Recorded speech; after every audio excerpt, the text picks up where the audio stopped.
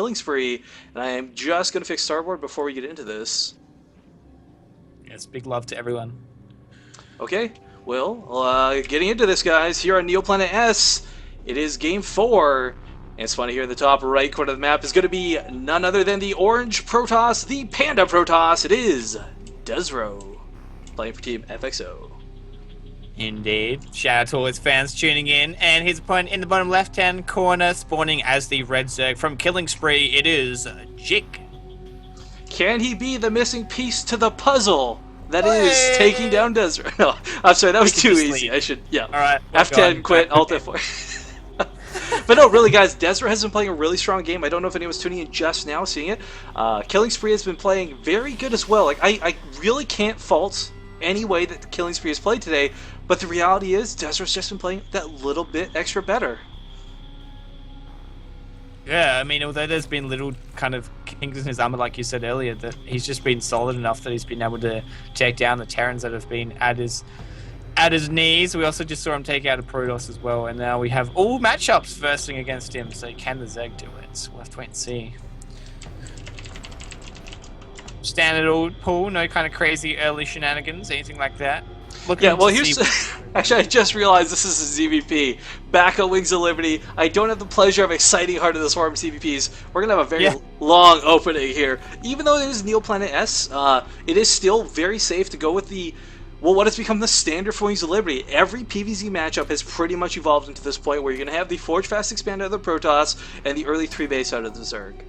And desRow actually going for the expand first, but he's nicely situated to put up this wall in just a moment or two. I mean, that's the thing, the only real excitement that you can get out of this early game is whether it's going to be Nexus first or or Forge first. Sometimes we see the Gateway expand, which I love. Well, the Gateway expand provides some aggression, but also alternatively for the Zerg player, I am a huge fan, and we've seen, if anyone's seen him play recently, Bly and Urchio, they do these awesome 2-base Roach all-ins that can crush this opener. Alternatively, too, if you really want to get desperate, you can do Spinecrawler rushes, but that's about the cheesiest of cheese when it comes to this matchup. Yeah, I remember there was that point in time where we saw in a GSL where, whether you'd have the hatchery cancel into a Spinecrawler, or Creep Tumor, yeah.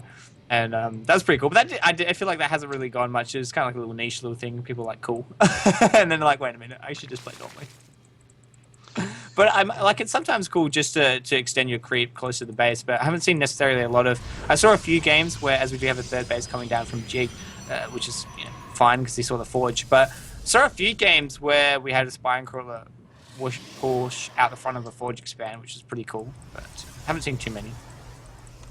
Now, I'm really curious to see what desRow is going to go with this. Now, despite the opening, there's a lot of different paths that a Protoss player can do. Quite frankly, right now, in the state of Wings of Liberty, the Sentry Immortal all-in is so damn strong, Baldy. There's really not a lot of reasons not to do it. If you're going to do something else, usually we'll see Phoenix play come out, but, I mean, the Sentry Immortal all-in, there's so few players who can effectively hold that off. And unless you go something like Early Mutalisks or have a massive Spinecrawler wall down, the reality is you just can't have the units. As a Zerg player, you can't have the units out that you need in order to deal with it. Yeah, I mean, I've seen in Heart of the Swarm though now with, like, if I feel like that same strategy, I'm not sure, you've obviously cast a lot more. Have you seen many, like, of the same kind of setup, but with the Mothership core using Time Warp? I feel like you could just, like, make it, like, ridiculously crazy to try and hold. Well, Heart of the Swarm is so many different builds. Unfortunately, the Wings of Liberty, we lack the Mothership core and only have this nasty Mothership that's so expensive and so late-gamey. Yeah. But no, things have changed. Stargate. Yeah, we're going to have the Stargate. So I like this. desRow going for Phoenixes. Unless he decides to blow my mind and go for a Void Ray, which, quite frankly, I see no reason for him to do. Phoenixes are really effective, guys, and here's why. If anyone's tuning in for the first time, maybe you're new to watching StarCraft, Phoenixes, they've got this awesome skill. They can lift up units called a Graviton Beam, and quite frankly, you're going to just harass the crap out of your opponent.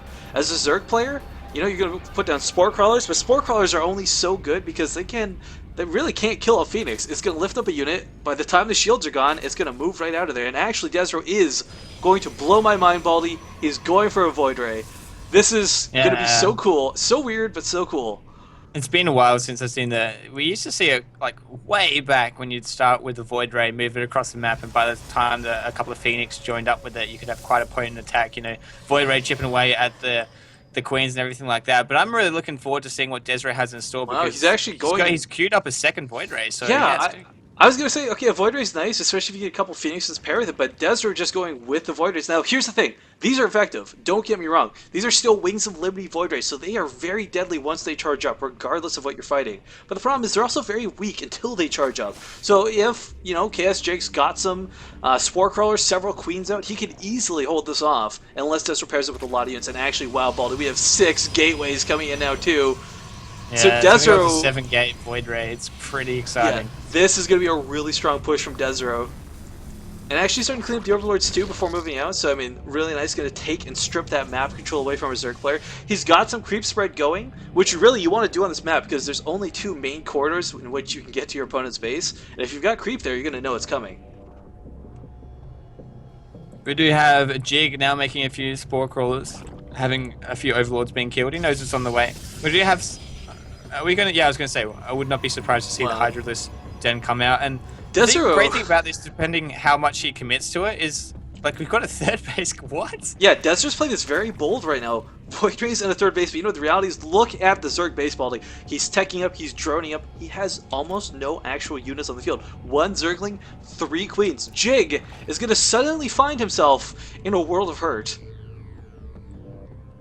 I'm really interested to see if desRow is going to continue with this play or transition into Colossi. We sometimes see the Stargate opening, force Hydralisk, and then just burn them with Colossi. But he's actually making quite a few Void Rays here. So, well, the thing is, Hydras have become more and more part of a regular, or a regular composition with the Zerg unit. You'll see Roach Hydra more so than Roach Infestor almost nowadays because the Infested Terra nerf combined with the fungal growth is, quite frankly, difficult to utilize to its fullest potential. At least like it used to be. You would have a core of your army would be Infestors. They wouldn't need actual units because Infested Terrans are so good. But times have changed, and right now, Jig, Hydralisk aside, he doesn't have what he needs to hold this Baldy. 10 Hydras, 4 Roaches, going to be 3 Roaches shortly against this many Stalkers, this many Void Rays. This is not looking good. He's trying to get the spines down. The spines are going down very late here too. I don't like this. Drones are even being pulled to try and hold this off a little bit longer. Void Ray does go down immediately, but desRow's just got such a strong force. Look at these force fields. Segmenting the army, it's exactly what you need to do as a Protoss player. He's playing this perfectly as he pushes up this hill. But the Void Rays have to be careful. They're very susceptible to these Hydras. I was going to say, it looked like those drones being pulled trying to keep the Spine Crawlers alive so they can get up. They're not going to go up, and with that, the main defense from Jig is really the Hydralisk, which as we can see, although they have a lot of firepower, are starting to dwindle. We have 5 more Roaches on the way. Another thing to note is that the Hydra range wasn't completed yet, so I really wish these Void Rays are a lot safer. I really wish our Zerg player was doing something sneaky because they just realized the best pun would be the Jig is up once getting caught. But I know desRow pushing up here, and interestingly enough, because he went Void Rays, desRow doesn't have Blink. This is like the one game ever, guys, where desRow is not going to have Blink.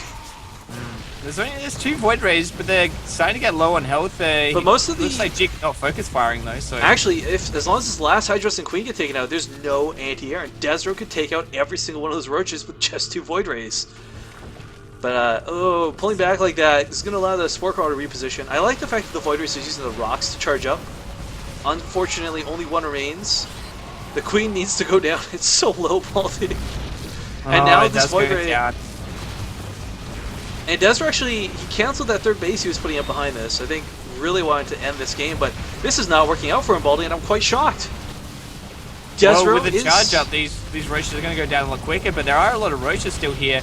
It's just going to actually nice to see that, realizing that if he gets the pylon, but there is not realizing there's another pylon on the high ground. Yeah, look at the DPS of this one Void Ray. It is insane. But I mean, desRow, he went for a really risky build with these Void Rays, and it's not really paying out. He shut the base down temporarily. He got quite a few worker kills actually to go with it, but he's losing his army, Baldy. And that's what's so scary about this. There's a few little Roaches, a bit of a Roach hit squad coming through. It's going to check for a third base. Sees no third base, and perhaps even try and knock on the door of desRow's main. But like you're saying, got to be careful. desRow's not paying attention. This Queen actually just gone to town on this Void Ray. Well, desRow made that joke earlier where like you should have sent a Zerg out earlier. It would have been an easy win. Looks like that might just be the case. As the Void Ray's so close, and it goes down. And without that Void Ray, he's lacking the super support he needs for these Roaches. I mean, he's warping on Stalkers, which are not bad, but really... 16 Roaches on the way. Yeah, I mean, he needs some Zealots to deal with this. He needs tech behind this. I really wish desRow would just pull back and get Blink, get weapon upgrades, get whatever he needs. Because right now it is 1-1 versus 1-1. He's fighting on even footing with his Zerg opponent, and this Roach hit squad, 4 of them could... Actually, desRow did intelligently wall off before leaving the base. One thing as well is we have 46 workers for desRow versus 61, which, you know, makes sense with the 2 base versus 3 base, but like we said, with the cancel third, desRow has to really push with this. The longer the Jig can hold relatively cost efficiently, the further ahead he's going to get. I mean, you look at that army supply, 66 versus 40, you know, Jig has another 50% on top of what desRow has, and pushing up this ramp, no blink, everything like that, like you're saying. And the Zealots stuck behind the Stalkers. I mean, they really need to be on the front lines tanking, or... I mean, Zealots with charge would destroy these Roaches, but unfortunately we have no blink, we have no charge. desRow being chased back, speed Roaches on creep, you're not going to outrun those, you're kind of forced to fight. More Zealots coming in, but desRow, he just doesn't have the economy, he doesn't have the warping capabilities to keep this up. I mean, there's kind of this tug-of-war effect going on over this particular part of the map. Neither player's really gaining any ground, but neither player's losing any. But neither of them are really coming out ahead in any of these engages. desRow kind of sitting around 80 supply, Jig never getting past 150. Yeah, there's no rogue on the field, so there's no chance of an observer to try and take down this creep or anything like that. I don't know what that Roach is thinking, but look, again, now he's got Hydras. Every attack is just getting better and better for Jig. He has the economy to be able to back this up. desRow 2-2. starting to lose his foothold here. Oh, dancing there. And we might have a counterway. There we go. desRow finally being taken out. And we do have our first victory for KillingSpree.